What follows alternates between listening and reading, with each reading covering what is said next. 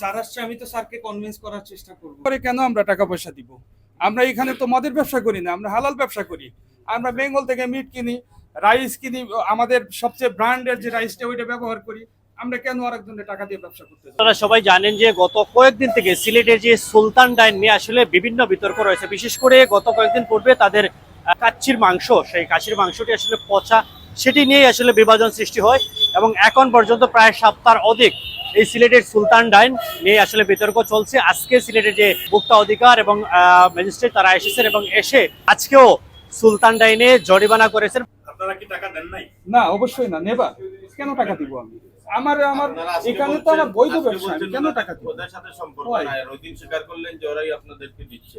না না না, কালকে বলবেন এটা না। এটা না না, এটা মিথ্যা, এটা মিথ্যা অভিযোগ। এটা আমাদের নামে কেউ রটানো হয়েছে। উনি ভয়ে কিছু, উনি আমাদের কাছে বলছে যে আমাদের কিছু লোক চাপ প্রয়োগ করে এটা বলানো হয়েছে। তখন আমরা বলছি কেন, হোয়াই, আপনি কেন বললেন? আপনাকে মেরে ফেলতো? উনি বলছে এমনই পরিস্থিতি ছিল। তখন এর সম্মুখীন হয়ে আমরা এই কথাটা বলছি। যে চাপ প্রয়োগ করছে তারা কারা? তারা কারা এটা তো আর আমরা আসলে ওইভাবে ইয়ার করলে আমরা এখানে তো ব্যবসা করি, আমরা ওইভাবে ইয়ে করতে পারবো না। এক নম্বর বিষয়, মাংস রাখতে গেলে অবশ্যই আপনাকে বিকল্প একটা পাওয়ার সোর্স থাকতে হবে। আপনার এটা নাই। জি স্যার। এটার পক্ষে বিপক্ষে আপনার কোনো বক্তব্য আছে?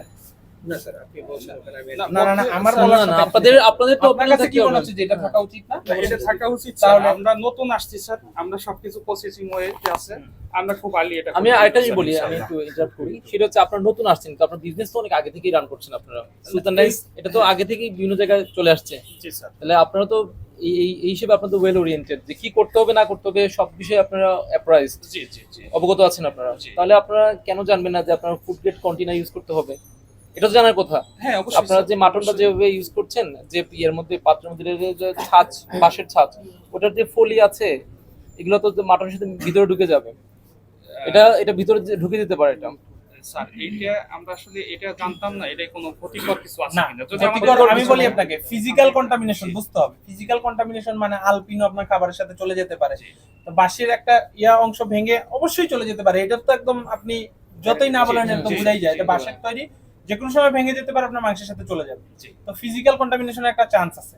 কখনোই ফুডের ক্ষেত্রে উডেন অর বাঁশের বা ব্যাম্বু থেকে তৈরিকৃত কোনো ধরনের খাবারের আইটেমে ব্যবহার করা যাবে না। এটা হয় এসএসআর করবেন, না হলে ফুড গ্রেড প্লাস্টিক ব্যবহার করতে হবে। এইটাও আমরা একটা দেখেছি। আরেকটা যে জিনিসটা দেখলাম যে অয়েল ম্যানেজমেন্টের আপনাদের একটু ঘাটতি আছে। অয়েল ম্যানেজমেন্টটা কিভাবে করতে হবে? যখন পোড়া হয়ে যাবে তেলটা, এটাকে আপনি কখনোই পরিবেশে দিতে পারবেন না। আপনি বর্তমানে এটাকে সরাসরি পরিবেশে দিয়ে দিচ্ছেন, যেটা একটা বড় ক্ষতির সম্মুখীন হবে। পরিবেশ বড় ক্ষতির সম্মুখীন হবে। এখন পরিবেশ নিয়ে সবাই সোচ্চার। তো আপনি পোড়া তেলটা কখনোই ড্রেনে ফেলাটা আপনার ঠিক হয় না। আপনাকে এটা অবশ্যই রাখতে হবে। এবং যেহেতু আপনাদের নিয়ম আছে, নিশ্চয়ই অন্য ইয়াতে চলতেছে, আপনাদের জানলে নেওয়া উচিত ছিল যে তেলটাকে কিভাবে ম্যানেজ করবো। আমি পোড়া তেল, তাই না? এটা অবশ্যই আপনার সঠিকভাবে ম্যানেজ করা উচিত ছিল। এটাকে আপনাদের অবশ্যই, এটা বিভিন্ন ধরনের কোম্পানি আছে, একটা না, দুইটা, তিনটা, চারটা কোম্পানি আছে যারা পোড়া তেল কেনার টাকা দিয়ে কিনে নিয়ে যায়। আরেকটা হলো, আপনারা যখন বিদেশি পণ্য রাখবেন, ধরেন ইন্ডিয়ান বাসমতি চাল, আপনি জানেন যে দেশে আমাদের বাসমতি প্রোডাকশন হয় না। যখন আসবে তখন যেই সাপ্লায়ারই হোক, সেই সাপ্লায়ারের কাছ থেকে আপনাদের ও যে আমদানির কাগজগুলো আছে, সেই কাগজগুলো আপনাকে রাখতে হবে। আপনি শুধুমাত্র রিসিপ্ট দেখায়, এখন হয়তো বা আমি আপনাকে বললাম যে এর পরের বার কাগজটা রাখতে হবে, ওইটাও আপনি তার কাছ থেকে নিবেন।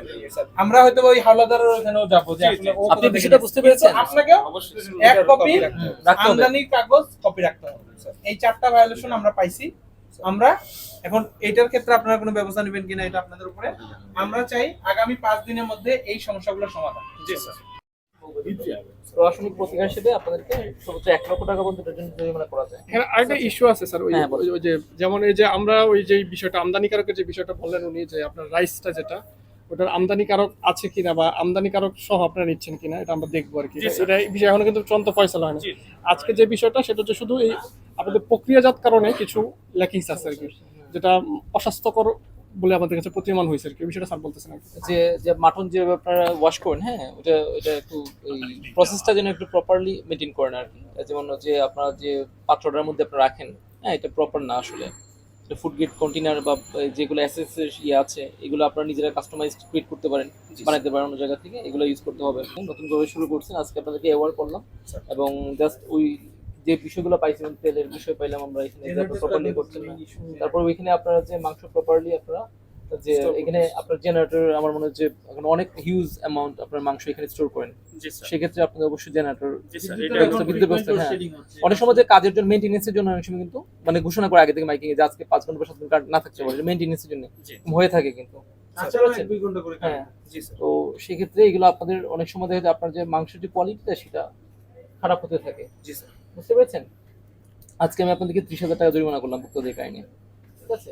এটা জাস্ট আমি আজকে আপনাদেরকে অ্যাওয়ার করলাম। আপনারা 5 দিনের মধ্যে যেটা বললাম 5 দিনের মধ্যে একটা রিপোর্ট দিবেন। আমরা যে ইস্যুগুলো বলেছি আপনাকে, যে ইম্পোর্টারের যে যাদের কাছে ইম্পোর্ট করে যারা ইম্পোর্ট করে নিয়ে আসে এই কাগজগুলো আপনাদের রাখতে হবে, যেমন বাসমতি চালের বিষয়টা আমরা তবে বললাম। আমাদেরকে সরবরাহ করবেন আপনারা। এটা আপনারা প্রোভাইড করতে হবে, আগামী 5 কর্মদিবসের মধ্যে সবগুলো কি সমাধান করেছেন এগুলো এইটা আমাদেরকে জানাবেন। আজকে ভুক্তদের কাহিনী আমি আপনাদেরকে 30,000 টাকা জরিমানা করব।